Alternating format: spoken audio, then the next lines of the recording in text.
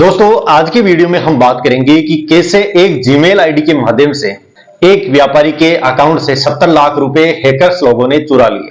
दोस्तों ये जो पैसे इन हैकर्स लोगों ने चुराए हैं बाकायदा उस अगले पर्सन के मोबाइल नंबर को इस्तेमाल करके ही, जैसा हम अपने मोबाइल नंबर के द्वारा एक ओटीपी के माध्यम से या फिर हम फोन पे के माध्यम से या फिर हम अपने ट्रांजैक्शन के लिए जिस किसी भी बैंक में हमारा अकाउंट होता है उसका हम एक लॉगिन पासवर्ड बनाते हैं, उन सब का इस्तेमाल करके इन हैकर्स लोगों ने एक व्यापारी से 70 लाख रुपए लूट लिए।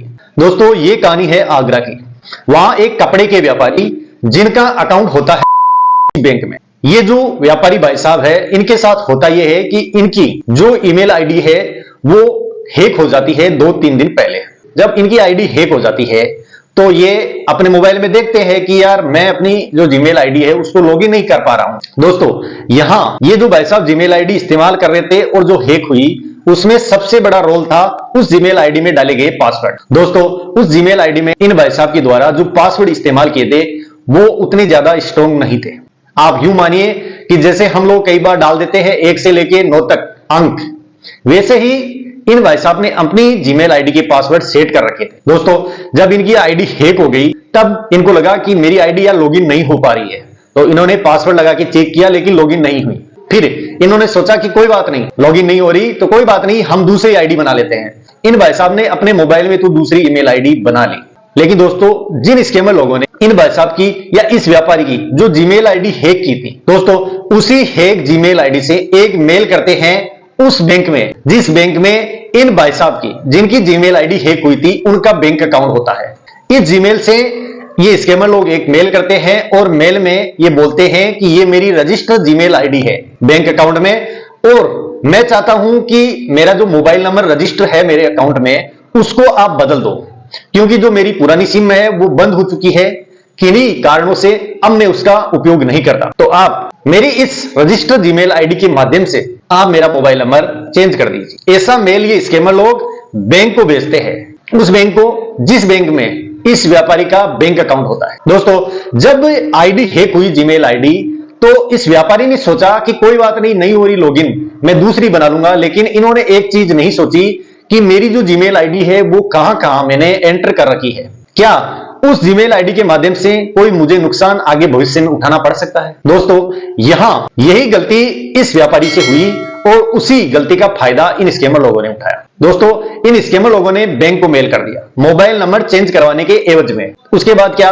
एक नया मोबाइल नंबर उस जीमेल में डाला और बैंक के पास सेंड कर दिया। बैंक वालों ने भी बड़ी ही आसानी से व्यापारी के नंबर चेंज कर दिए और व्यापारी के जो नंबर थे उसको हटा के इन स्कैमर लोगों ने जो मोबाइल नंबर प्रोवाइड करवाए थे वो नंबर उस बैंक अकाउंट में अटैच कर दिए। दोस्तों अटैच करने के 24 घंटे बाद इन स्कैमर लोगों ने 2 बार में 35 लाख रुपए निकाल लिए। और दोस्तों ये पैसे उन स्कैमर लोगों ने निकाल लिए, लेकिन इस व्यापारी को थोड़ी भी भनक नहीं लगी कि मेरे साथ ऐसा फ्रॉड हो रहा है। दोस्तों इस व्यापारी को पता तब लगा जब ये अपने सामान के बदले में किसी को चेक प्रोवाइड करवा रहे थे। व्यापारी ने चेक अगली पार्टी को प्रोवाइड करवा दिया, अगली पार्टी ने जाकर उस चेक को बैंक में लगाया तो वो चेक हो गया खारिज, क्योंकि उस अकाउंट में पैसा ही नहीं था। जब आगे की पार्टी के द्वारा इस व्यापारी को बोला गया कि आपने जो चेक दिया है उस अकाउंट में पैसा नहीं है, उसके बाद इस व्यापारी को एक झटका लगा कि यार ये कैसे हो सकता है, मेरे बैंक अकाउंट में 70 लाख रुपए। तब व्यापारी दौड़ के बैंक पहुंचता है और बैंक वालों को बोलता है कि मैंने ऐसे ऐसे चेक लगाया और वो चेक बाउंस हो गया, अगली पार्टी बोल रही है कि अकाउंट में पैसा नहीं है, तो ये कैसे हो सकता है, मेरे अकाउंट में तो बाकायदा 70 लाख रुपए पड़े हैं। तब बैंक वालों ने डिटेल खंगाली तो उनके अकाउंट में एक पैसा भी नहीं था। तब व्यापारी के पैरों तले जमीन खिसक गई। व्यापारी ने कहा कि ये कैसे हो सकता है, मैंने कोई पैसा निकाला ही नहीं। तब बैंक वालों ने पूरी डिटेल इस व्यापारी को दी कि आपने अपनी जो जीमेल आईडी है जो इस अकाउंट में रजिस्टर है उससे हमारे पास ये देखो मेल किया था और मेल में ये बोला था आपने कि जो पुराना नंबर है उसकी जगह मुझे एक नया नंबर इस अकाउंट में ऐड करना है, क्योंकि पुराना नंबर बंद हो चुका है, मैं उसका उपयोग नहीं करता। तो वाजिब सी बात है, आपने अपने रजिस्टर ईमेल से हमें मेल किया, हमने आपका मोबाइल नंबर था उसको चेंज कर दिया, तो पैसे आपने ही निकाले होंगे। दोस्तों इस व्यापारी की बैंक से ज्यादा हेल्प नहीं हो पाती। उसके बाद ये व्यापारी जाता है पुलिस थाने, वहां जाकर ये रिपोर्ट दर्ज कराता है।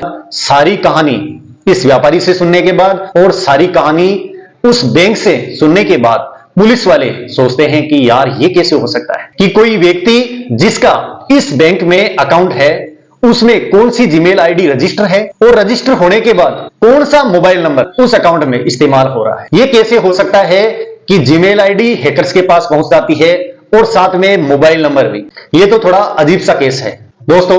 इसमें जो कुछ ना कुछ पुलिस की शक की सुई है वो बैंक के ही किसी स्टाफ पर घूमती है, क्योंकि ऐसा नामुमकिन है कि कोई व्यक्ति जिसका अकाउंट है उनके बैंक में और उस बैंक अकाउंट में जो जीमेल आईडी रजिस्टर है और जो मोबाइल नंबर रजिस्टर है, उन दोनों की डिटेल इन हैकर्स को कैसे पहुंच गई। और दोस्तों यह इंटरेस्टिंग वाकया यह है कि एक मेल के माध्यम से बैंक वालों ने एक रजिस्टर्ड मोबाइल नंबर की जगह दूसरा मोबाइल नंबर ऐड कर दिया। दोस्तों यह प्रक्रिया इतनी आसान नहीं। बैंक वाले पहले वेरीफाई करते हैं कि पुराने नंबर बंद है या चालू, जबकि पुराने नंबर चालू थे, लेकिन इन स्कैमर लोगों ने उस मेल में लिखा था कि वो बंद हो चुका है। तो पहली बात तो ये बैंक वालों ने ये चेक नहीं किया कि वो नंबर बंद है या चालू, तो इसमें किसी ना किसी का हाथ है। अगर मोबाइल नंबर चालू होता तो पहले एक ओटीपी पुराने नंबर पे जाती और उसके बाद ही एक नया मोबाइल नंबर उस बैंक अकाउंट में रजिस्टर होता। दोस्तों इस केस की छानबीन चल रही है, लेकिन आजकल कुछ भी हो सकता है। ये स्कैमर लोग बड़े बड़े घोटाले करते हैं, बड़े बड़े घोटाले करते हैं तो ये लोगों को अपने चंगुल में फंसा लेते हैं। और लोगों का क्या, लोग पैसों के लिए काम करते हैं, उनमें लालच आ जाता है और उससे कुछ लोग गलत काम कर बैठते हैं। हो सकता है किसी बैंक कर्मचारी का हाथ हो इसमें। इसकी छानबीन पुलिस कर रही है, लेकिन दोस्तों यहां समझने वाली बात यह है कि ये छोटी छोटी बातें जो हम रोज हर दिन हर वक्त हर सेकंड हर मिनट उपयोग में लेते हैं, वही चीज हमारे लिए कितनी घातक साबित हो रही है। दोस्तों इसीलिए आप ऐसे स्कैम से हमेशा बच के रहिए। तो इस वीडियो में बस इतना ही, बाकी हम फिर मिलेंगे किसी नए टॉपिक के साथ। तब तक जय हिंद जय भारत।